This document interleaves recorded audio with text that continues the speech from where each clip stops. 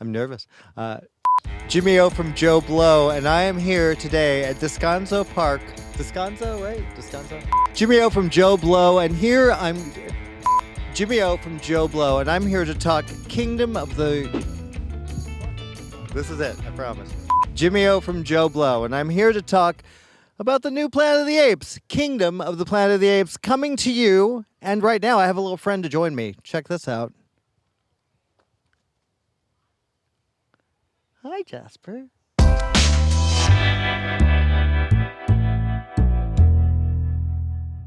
First of all, gosh, really nice work on this. Oh, thanks. I want to start with you.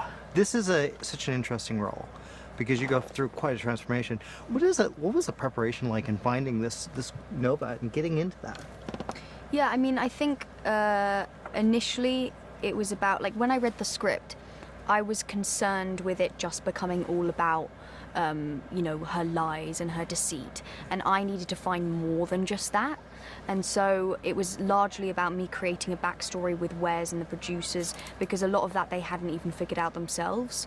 So it was asking all these, I wrote down tons and tons of questions and getting the answers for those, and coming up with a lot of it myself in regards to the people that she's loved in her life, and that helped inform a lot of what May's decisions in the film.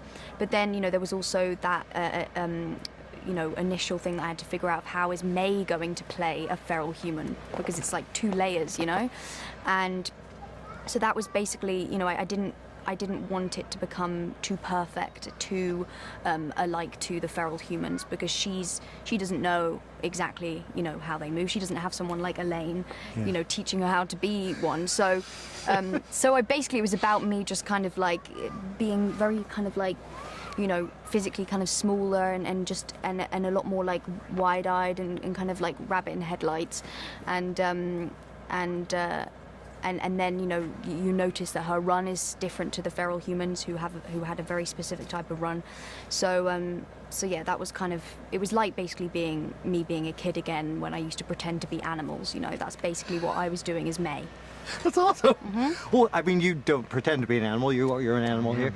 Wow. What was that like? Did you ever think, what kind of detail went into you as an actor? I need to do this. I need to make this a character that people actually relate to. Right.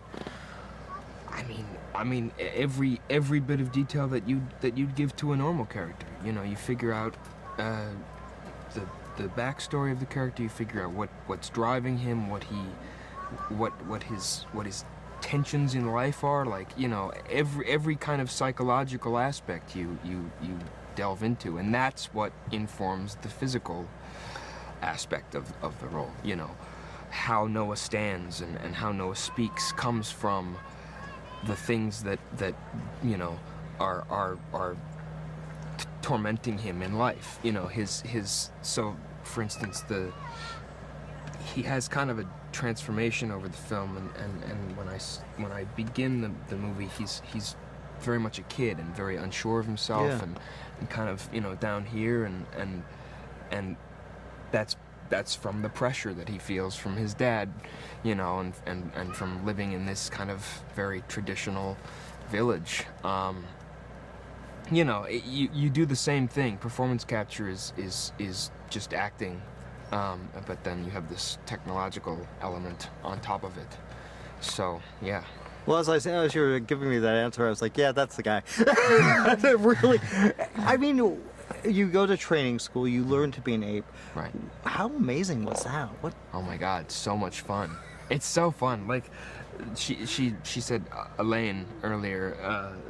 That was our movement coach, Elaine Gauthier, who led us through. Started kind of with like physical theater exercises and just getting us in our bodies, and then helped us develop these characters and find the bodies and get the behaviors of apes, but always coming from a character point of view. And we would go on these improvisations that would last for hours, where we would just get lost and find the relationships between the characters in an organic and really kind of magical way. Well, speaking of chemistry or characters' relation, the two of you it's really lovely because it could have easily been a little, but there's a real connection here. Can you talk about finding that and working with all the extra stuff that goes along with that? Yeah. Well, you know, we've been saying, I feel like the first time that was kind of realized was in our chemistry read, which actually was over Zoom, which is never an ideal thing to have a screen between you when you're trying to, you know, do a chemistry read. But it didn't really seem to matter. Like there was just this sort of connection. It just the puzzle seemed to fit, and so I think that you know, that then just was what we continued on with through shooting. And there was just, I felt like I could very much lean on you, and you know, you're a very generous actor, and so there was just a trust there, you know, which was you know, exactly what you want when you're having to do most of your scenes with someone. Yeah. Now, obviously, this franchise is, I mean, it's iconic. What was it? What was your reaction getting? Oh, I'm going to be a part of Planet of the Apes in this big world. How did you? I mean, it was like incredible. I couldn't. I very much went into that screen test, my last audition. I already told myself I didn't have the role, and I just saw it as like an opportunity to get to play that character for a day and to get to work with you and Wes for a day. And I was like, that's how I approached it, and just to do what I love. And I feel like that took a massive amount of pressure off my shoulders and allowed me to just enjoy the day. And because no part of me thought I would get the role, you know. So, but that sounds really negative, but it actually wasn't, because I put the focus more on like the love for it, and the love of the opportunity of just that day. So, but then to Makes find it out, easier to just do the work. Yeah. Exactly. And I feel that even on set when when you're shooting, to take off the pressure sometimes is gets the best performance. So yeah. But then when I found out that I actually got it, I was like, well, that's the icing on the cake, isn't it? Pretty happy.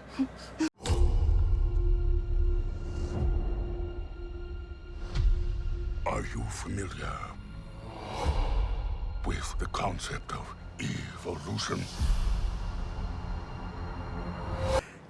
I just can't imagine getting in the concept of, okay, I'm going to play an ape, and this is all going to be changed, and I'm not going to look like myself. How did you guys prepare for that? Like, as an actor, what goes into that? We were so lucky that we had a team, a giant team of the most talented, wonderful human beings to help us get there. You know, so at first for us, it was, you know, we had to audition with the words that were written on the script, the script that were beautiful words. So we got to interpret that as a human first. Then, luckily, we both got the job. And then from there, we both went to Ape School in Sydney, Australia. For 6 weeks. For 6 weeks. I got 4 weeks. I came in a little later. But we both had our own experience with Ape School. And you want to tell them how it's broken down, like the way that Alain Gauthier kind of breaks it down for us? Well, It's first I want to amazing. say what was really great about you coming in later, you know what I mean, is like we sort of, even though I'm an orangutan and we had orangutans, chimpanzees, gorillas, and now the bonobo. And so by the time you came in, and like, cause you were like this, it was such a great dynamic too, like to just, for us to like sort of build our clan and then have to like share it with you. Like, I mean, so the process of, you know, we had diagrams of skeletons of like and the anatomy of the various apes that we were working on, learning. And Alain is not only an incredible performer, but he's also a scientist. So like we, you know, and deeply committed to. He spends a lot of time studying apes, like just in general on his own. So he's very passionate about apes, and so we would take physical information, like about like how because of the rib cages and the hips are in shorter distance. You don't, there's not a lot of this, and so you really have. So we learn it, and you're learning how to, you know, walk on all fours, use your arms as feet sometimes, or like just like quadrupedaling. And we did that, and then he would ask us questions, like, so help us find our voice, You know, how, because that's a whole nother thing. Not only, okay, so like it'd be one thing if it's like, okay, we're just going to become apes. Yeah. But you're layering on language on top of that, and language that doesn't want to sound human. You know what I mean? And I think that was like the '68 movie. How does the trachea of a bonobo create human sound? And so you look at it and you're like, I remember looking at it going, man, that would be really hard to do. It would be hard to get that sound out. So I felt like, so as I was getting in the body, you know, and Alain was like, okay, you got this. He asked me a question, and I was thinking about this, and I was like, I don't know what it is about you, but I don't trust you.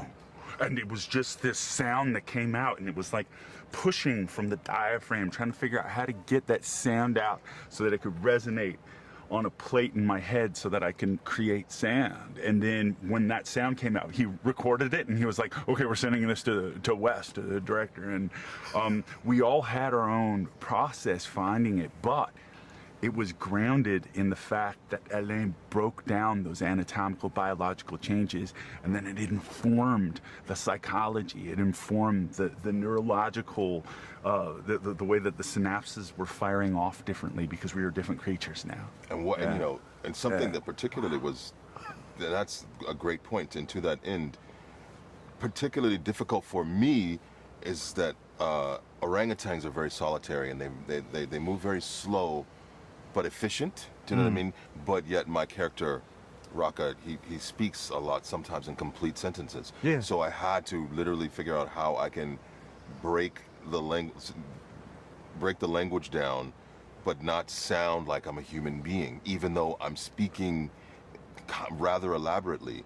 You know what I mean? So that took a great deal of work of like cutting off elisions and never saying can't and don't, always cannot and do not, and we're almost formalizing, keeping the language somewhat formalized because it's relatively new, and then also how to make that register with my vocal cords, and then where I would drop into and speak maybe down here, because as opposed to up here in conversational. And so, but all those little, that detail work, just to three-dimensionalize these beings, so that, you know, people have no problems accepting that I'm watching a talking ape, you know, like, and that all goes into the hopper to make it. The coolest freaking thing about it is that when we both saw it, we saw it separately, but we both individually had the same experience. We're seeing our friends that we have been working with. We all met as apes before we met as humans. Oh so my God. We're seeing those apes. We spent countless hours improvising together as apes. And the cool thing about me coming in later was that when I came in and I got it together, Alain would, because we don't get to share scenes, we didn't get to do it a lot like this, but with the other apes, we bring them in, and then he wanted to see what would happen.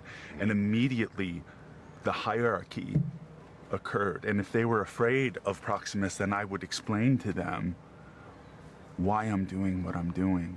That if we don't do this as quickly as possible, if we don't get this information as quickly as possible, we're gonna end up back in cages. Humans used to put us in cages, and they'd sit on the other side of the cages and eat popcorn and be like, look, it's pooping. Right? Yeah. And throw us food, treated us like much lower beings, and you know, so it was funny because a lot of those apes started to go, okay, well, you're starting to make sense. Aren't you the bad guy? And I'm like, no one's the bad guy. We just all have different perspectives. And then I would have to come in like those exercises and try to get them to remember the word of Caesar, the real Caesar. Yeah. You know what I mean? But with not in a confrontational According way. to Rocco's interpretation, just like, you know. The Caesar that my order and the Caesar that came before said that people don't know about And so like in these improvs, which is, it only happened a couple times, we're like to try to, yes, he's not completely wrong, but there's also more to the story. Remember Caesar's legacy, ape shall not kill ape. And there was a time that humans and apes lived side by side. Let us strive for coexistence. That in itself, right. it's like, that's what he learned through oral passing on of the story. But he doesn't realize that when humans and apes were living together, that they were in cages and that they were being experimented on in laboratories. Yeah. See, Proximus knows that because I have a human teaching me. Wow, I just love the debate going on right now. It's like a presidential debate. Yeah. I would rather have that. That's a lot more fun. Yes. You know? You know, if we could all just learn to listen to each other, like I think if you had Proximus and Raka together, and if you could just get them to listen to each other, just like in other parts of this world right now, if people would just listen to each other, then perhaps we could find common ground. You know? And it is my kingdom. We will learn. Apes will learn. I will learn. Wow, this is a lot to take on. Yeah. I mean, you're jumping into a franchise that's well loved by many. Yes, indeed. But you had the experience with Maze Runner. What was it like, kind of taking this on, and what were you hoping? Yeah, you're right. The Maze Runner things were good practice. You know what I mean? Just in terms of execution and craft and everything. Yeah. You know, I grew up on that '68 movie, you know, with Charlton Heston, and I love the previous trilogy, and you know, I think it's been talked about a lot. Where I was a little bit hesitant to jump into something like this because why? The other ones were so well concluded, and you know, I feel like the only way it would work is if we could sort of get some distance from it and try to do our own story. You know, to do a new chapter in this. There's been 10 movies now, including us.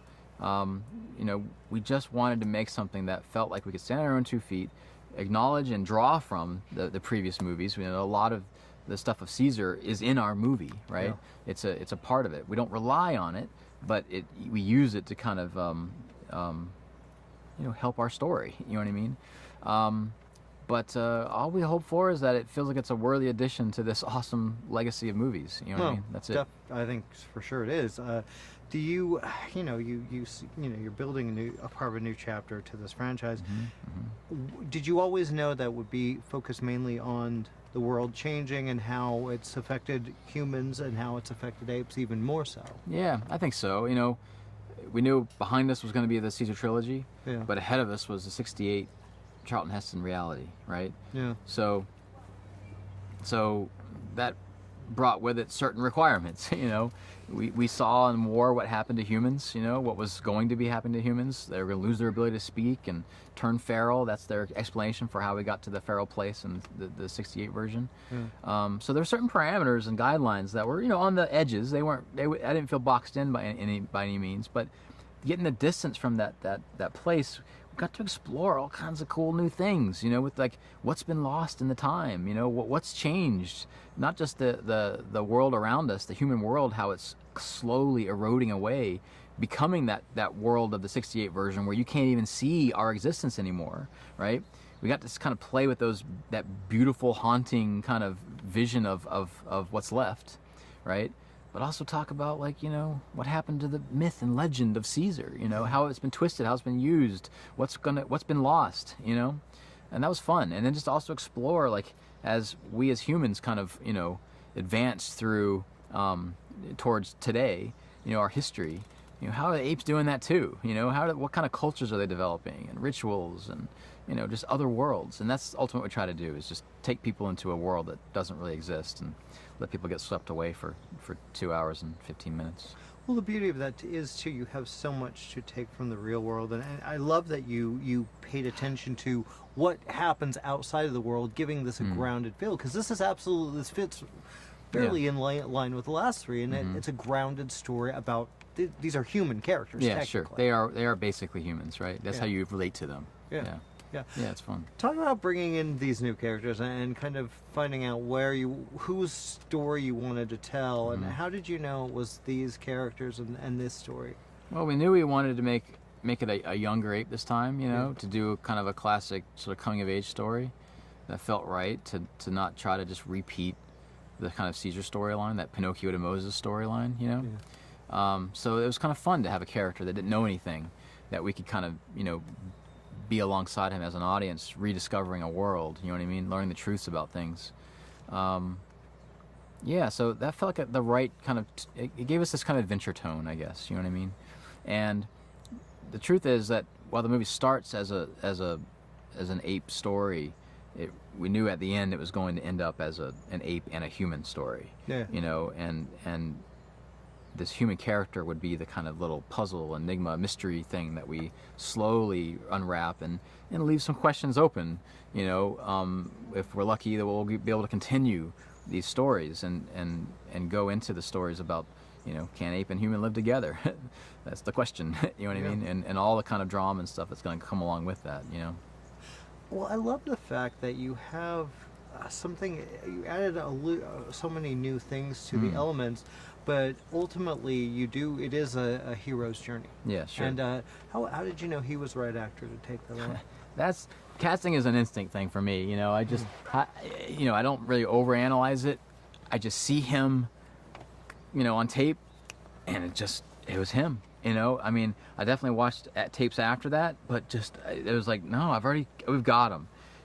It's just one of those things, man. It was like a miracle. It just dropped out of the sky. How do you get someone to follow up Andy Serkis? You know what I mean? Holy crap.